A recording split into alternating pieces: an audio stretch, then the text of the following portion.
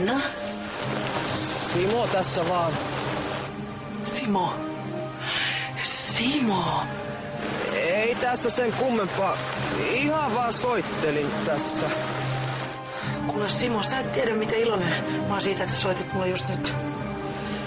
Ai ihan totta. Joo. Voisitte tulla tänne nyt heti. Kato, kun tuossa kadun kulmassa on seisoskellut joku omituinen hyypiö. Saatteessa ainakin tunnin. Ai, sataako siellä? Joo. Simo, tuu nyt heti.